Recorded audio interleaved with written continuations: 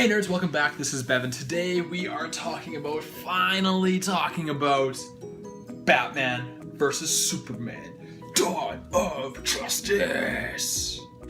This was by far my most anticipated movie of the year. For one, because it's new Batman. You know, Ben Affleck. A lot of people are like, oh, he can't do it. He's gonna suck. He's horrible. But he was in it, and whatever. The second reason I was most anticipated for it, because it's Batman versus Superman. And we've never seen that on screen before. Live action, of course. Animated, we've seen it plenty of times. But finally got to see it live action. And the third reason I was excited to see this movie is because I love Man of Steel. Watched it again last night. Probably gonna do a video about it in the near future about Superman. But Man of Steel is easily in my top 3 superhero movies. Top 3 favorite superhero movies, I should say. So, you know, add up all those reasons, it's very easy to see why I would be excited about this movie. And going into it, because I saw it on the Sunday as opposed to the Thursday or the Friday, there was a lot I had to deal with going into it. I was very stressed leading up to this movie today. As I'm sure most of you are aware, there was a ton of news circulating about the critics not liking this movie. At one point it was at like a 32 on Rotten Tomatoes on the critics side, but then at like a 79 for the audience score.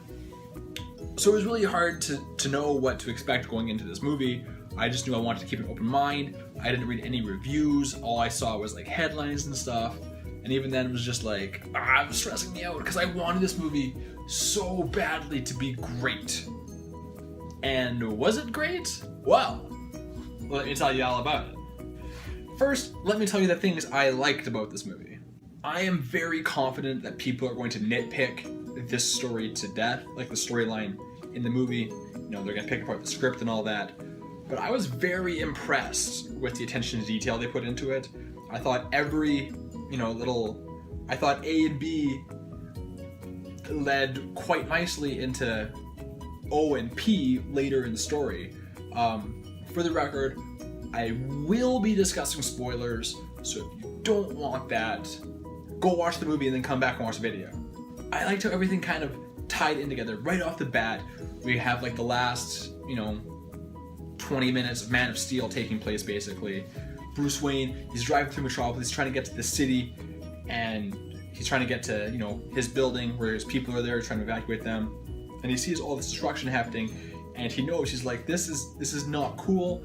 It was the first time the world saw Superman in the Metropolis General Zod fight, and, some people thought it was awesome, some people thought he was a menace. Bruce Wayne thought he was a menace, obviously. I mean, Superman is a god, and he could easily destroy, every being of life on this planet just like that.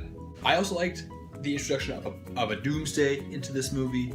Yeah, it was kind of already spoiled for us in that one trailer, but I don't know, he didn't play that big of a role in the movie, so it wasn't that big of a deal for me to have it spoiled for me at the end.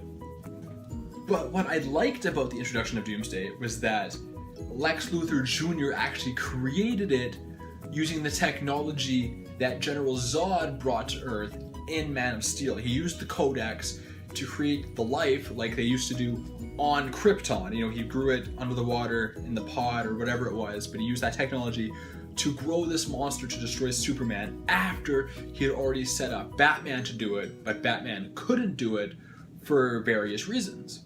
For the record, Batman did win the fight. He had mercy on Superman. He could have killed them. I'm not as biased as I look right now. I mean, yes, if you look around my office, it's mostly Batman stuff compared to Superman, but as a sequel to Man of Steel, I was cheering for Superman because I love Man of Steel so fucking much. But speaking of Lex Luthor Jr., I thought Jesse Eisenberg did a really, really good job in the role. I liked his neurotic twitches and the way he spoke and handled himself and all his different mannerisms. And I was watching him, and I'm not very familiar with the Lex Luthor character. I know he's usually an older gentleman playing the role, but this, of course, is Lex Luthor Jr., so you can't even really compare it to Lex Luthor from other movies or in the comic book series or anything like that. It's Jesse Eisenberg playing Lex Luthor Jr., who has to live in the shadow of the original Lex Luthor, who created LexCorp. He's basically the heir apparent to this empire that his father created for him. And I was watching him in this movie, obviously, and I couldn't help but think he would have made a really good Riddler in either in this universe or maybe in the Nolan universe. But I just thought, just the way he acted, it kind of reminded me of the kid who plays Edward Nygma on the Gotham series, except even just a little bit more over the top. So I really, really enjoyed him. I also really enjoyed Gal Gadot as Wonder Woman. Throughout the movie, you see Gal Gadot as Diana Prince, just, at events, mingling with Bruce Wayne and all and such. But it turns out, because Bruce Wayne wants to steal some information from LexCorp, he goes in, hacks the system, brings it out, blah, blah, blah, blah, blah, blah, blah. He finds out that Diana Prince is Wonder Woman. He goes in, he finds these files about all the metahumans, and so you see footage of Wonder Woman in World War I. You see Aquaman under the water. You see the Flash being fast, preventing a robbery in a grocery store or something like that. You see Cyborg and how he comes to be.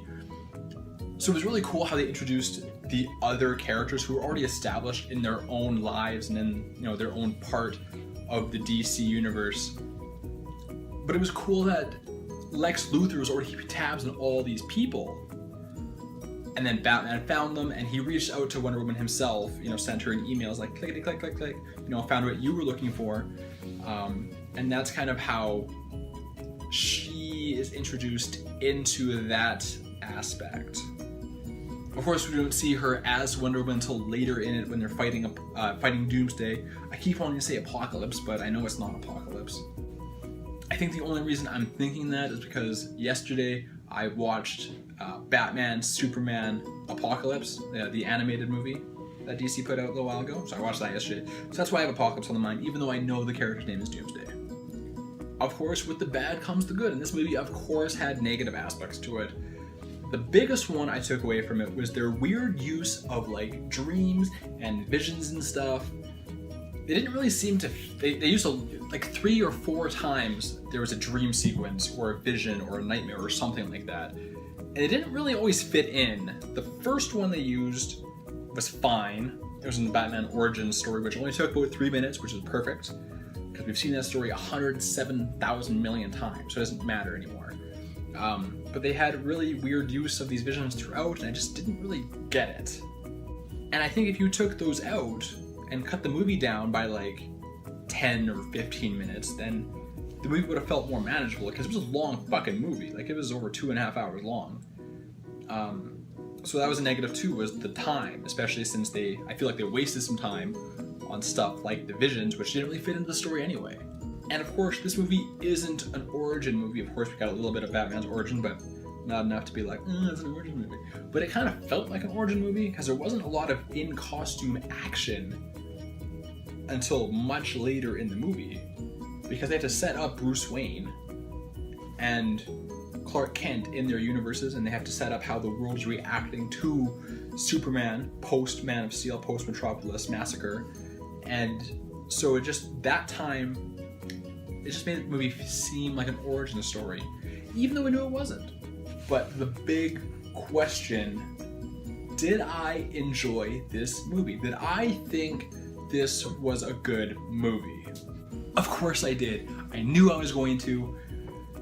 Did it live up to the hype and my expectation? Because I had this high on the pedestal, the highest of pedestals. So did it live up to that? Not quite.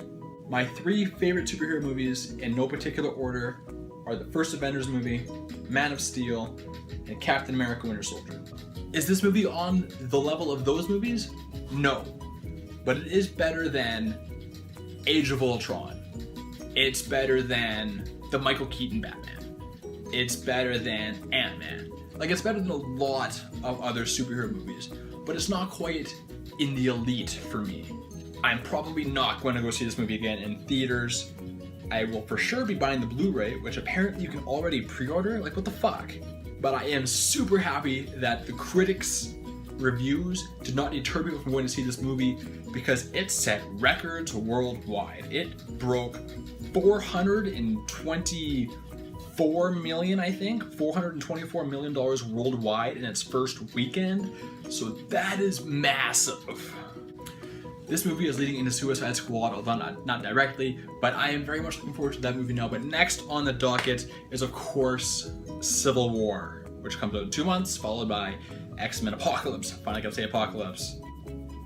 But that's really all I got for today. If you like this video, let me know. Hit the like button, hit the subscribe button, stick around, because I'm putting out 2 videos every single week, usually on Sundays and Thursdays, but keep an eye out for those. Follow me on Twitter and Instagram at BevanVoychuk, and comment below. Let me know what you thought of this movie. Is it a yay or is it an A? And until next time, folks, I am out like a light.